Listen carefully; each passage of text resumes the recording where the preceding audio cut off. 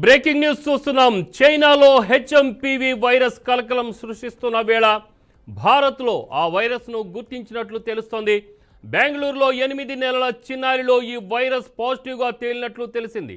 దీనిపై కర్ణాటక ఆరోగ్య మంత్రిత్వ శాఖ స్పందించింది. అయితే కర్ణాటకలోని ల్యాబ్లో ఈ పరీక్ష నిర్వహించలేదని తెలిపింది. ఆ రిపోర్టు ఓ ప్రైవేట్ ఆసుపత్రి నుంచి వచ్చిందని, దానిపై తమకు ఎలాంటి అనుమానాలు లేవని వెల్లడించింది. అయితే దీనిపై కేంద్ర ఆరోగ్య శాఖ నుంచి ఎలాంటి ధృవీకరణ రాలేదు.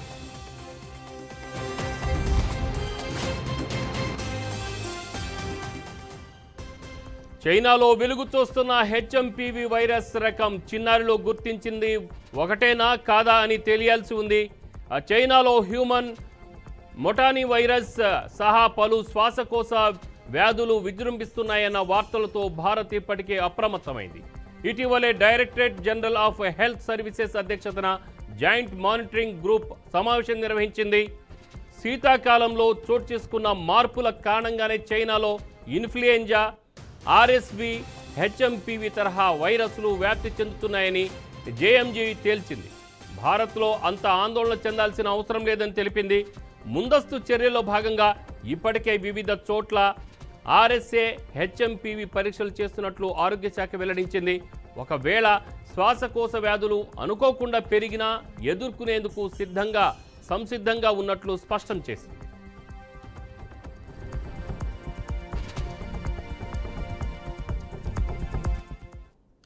దీనిపై మరింత సమాచారం మా అవుట్పుట్ ఎడిటర్ వెంకట్ అందిస్తారు. వెంకట్, మరో చైనాలో ఇప్పటికే అలకలం సృష్టించినటువంటి హెచ్ఎంపీవీ వైరస్, హ్యూమన్ మెటానిమో వైరస్ అనేది కర్ణాటకలోని కర్ణాటక రాజధాని బెంగళూరులో నమోదైనట్టుగా మనకి అర్థమవుతుంది. 2 కేసులు ఇప్పటి వరకు, 1 కాదు 2 అట. తాజాగా మరో కేసు 8 నెలల చిన్నారికి ఒకరికి, అదేవిధంగా 3 నెలల చిన్నారికి ఒకరికి, ఇద్దరికి కూడా ఆ వైరస్ నిర్ధారణ అయినట్టుగా మనకి సమాచారం అందుతుంది. అయితే ఇప్పటి వరకు నిన్న కూడా కర్ణాటక ఆర్థిక శాఖ చాలా స్పష్టమైన ప్రకటన చేసింది. ఇప్పటి వరకు అయితే ఎటువంటి హెచ్ఎంపీవీ వైరస్ కేసు నమోదు అవ్వలేదని. బట్ ఈ రోజు మాత్రం పరిస్థితి మారిపోయింది.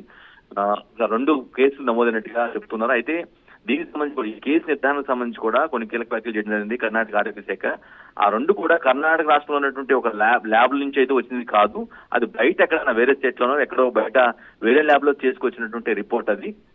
అయితే దానికి వేరే ల్యాబ్ నుంచి వచ్చినప్పుడు కూడా దానిపై తమకు ఎలాంటి అనుమానాలు లేవని ఒక స్వచ్ఛమైన ప్రకటన చేసింది. ఈ విషయాన్ని ఇప్పటికి కూడా కేంద్ర ఆరోగ్య శాఖ ధృవీకరించలేదు. ఆబ్వియస్ గా కరోనా వైరస్ ఎంత అల్లకలను సృష్టించింది, ఎంత ఇంపాక్ట్ ఇండియా మీద చూపించడం మనం చూసాం. సో మరోసారి ఆ దేశం నుంచే హెచ్ఎంపీ వైరస్ అనేది ఒకటి బయట రావడం, అది ఇప్పటికే దాన్ని కట్టడి చేయడం కోసం ఆ చైనా ప్రభుత్వం అనేది చాలా కఠిన ఏర్పాటు చేసుకోవటం, సో ఇవన్నీ మనం చూస్తూ ఉన్నాం. సో మరోసారి కరోనా తరహాలోనే ఇది ఇంపాక్ట్ ఉంటుందా భయాందోళన అయితే దేశవ్యాప్తంగా నెలకొన్నాయి. ఇటువంటి సమయంలో బెంగళూరులో 2 కేసులు నమోదవటం అనేది మాత్రం చాలా అంటే కొంత భయాందోళన అయితే కలిగిస్తుంది. బట్ ప్రభుత్వం మాత్రం, కర్ణాటక ప్రభుత్వం మాత్రం అటువంటి సింప్టమ్స్ అంటే దానికి సంబంధించిన కేసు నిర్ధారణ సంబంధించి కర్ణాటకలో చేసిన ల్యాబ్ అయితే కాదు, అది బయట నుంచి వచ్చిన రిపోర్టు. కానీ దాని మీద తనకి ఎలాంటి అనుమానాలు లేవు అంటూ కొంత ఒక నమ్మకం వ్యాఖ్యలు చేసినట్టుగా అర్థమవుతుంది. ఒక అంబిగ్విటీతో చెప్పినట్టుగా అర్థమవుతుంది. కేంద్ర ఆరోగ్య శాఖ కూడా దీనిపైన కొంత మానిటర్ చేస్తున్నట్టుగా మనకు అర్థమవుతుంది. కొంత ఇంత అంటే ఎక్స్పెక్ట్ చేసి మనం గతం కరోనా కేరళ నుంచి స్టార్ట్ అయింది. బట్ కర్ణాటకలో ఇది ఏదైతే చైనాలో మొదలైందో హెచ్ఎంపీ వైరస్, అది బెంగళూరులో విధానం అనేది కూడా కొంత ఆశ్చర్యకర పరిస్థితి అయితే నెలకొందని చెప్పుకోవాలి. బట్ అంత అప్రమత్తంగా ఉండాలని అయితే ఒక రిపోర్ట్ అయితే ఖచ్చితంగా ఇచ్చింది కర్ణాటక ఆరోగ్య శాఖ. ఒక ఏం చేయకూడదు, ఏం చేయాలి, హెచ్ఎంపీ వైరస్ ప్రభుత్వం నేపథ్యం అంటే బయట ప్రపంచంలో మన దేశంలో కాబట్టి కూడా ఇతర దేశంలో ప్రభుత్వం నేపథ్యంలో ముందస్తు జాగ్రత్తల్లో భాగంగా చేయకూడదు అనే విషయంపై ఒక అధికారిక ప్రకటన కూడా చేసింది. డూస్ డోంట్ డూస్ అన్నట్లుగా కొంత ఇన్ఫర్మేషన్ కూడా ఇచ్చింది. బట్ అలా ఇచ్చిన నెక్స్ట్ డేనే ఈ విధంగా నిర్ధారణ అనేది కొంత భయాందోళన లేఖించే అవకాశంగానే మనం చూడాల్సిన అవసరం ఉంటుంది. బట్ అన్ని ప్రయత్నాలు ఇప్పటికైతే ఎటువంటి దాని గురించి ప్రభుత్వం చెప్తున్న లెక్క ప్రకారం అయితే ఎటువంటి భయాందోళన అనేది అక్కర్లేదు. వాటిని కట్టడి చేయడానికి అన్ని ప్రయత్నాలు చేస్తున్నామని.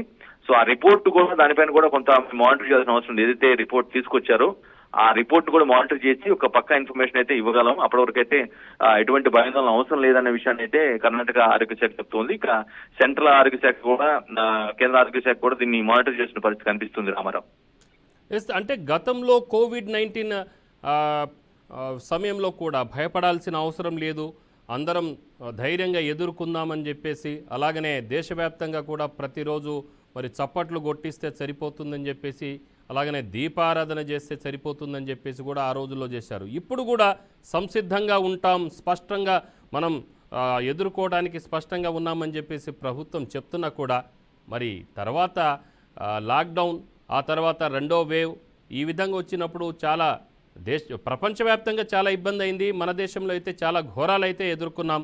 సో దీన్ని ఎలా చూడాలి? మీరంటే కానీ గతంలో కరోనా పైన కొంత స్టార్టింగ్ లో ఒక మిస్కన్సెప్షన్ ఉండేది. ఏం కాదు, అది మనం మన మన ఇమ్యూనిటీ పట్టుకుంటుంది, పారాసిటమాల్ వాడినా సరిపోతుంది, ఎటువంటి ఇంపాక్ట్ ఉండదని అనుకున్నప్పుడు భావించినప్పుడు కూడా ఈవెన్ ముఖ్యమంత్రులు అప్పట్లో ఉన్నట్టు ముఖ్యమంత్రులు సైతం దాన్ని చాలా ఈజీగా కొట్టిపారేశారు. బట్ దాని ఇంపాక్ట్ మనం కళ్ళు చెదిరిపోయే ఇంపాక్ట్ ఆల్మోస్ట్ 40,000 మంది పైగా చనిపోవడం అనేది ఒక ఇంపాక్ట్, చాలా పెద్ద ఇంపాక్ట్ ఇండియాలో సృష్టించింది. చైనాలో దాని ప్రభావం ఎంత స్థాయిలో ఉందో అది ప్రపంచం మొత్తం తెలిసిందే, బట్ ఇండియాలో కూడా చాలా సివియర్ గా చూపించింది. సో ఇటువంటి తరుణంలో దీన్ని కూడా మనం అంత ఈజీగా తీసుకోకూడదు అనేది దాని అయితే కేంద్ర ఆరోగ్య సేవ కావచ్చు, అదేవిధంగా ఆయా రాష్ట్రాల ఆరోగ్య శాఖలు అన్నిటి కూడా కొత్త కఠిన ఏర్పాటు చేసుకుంటున్నాయి. ఎస్, మొత్తానికైతే గతంలో కోవిడ్ మనకు తీసుకొచ్చిన బుద్ధి జ్ఞానం ఏదైతే ఉందో దానివల్ల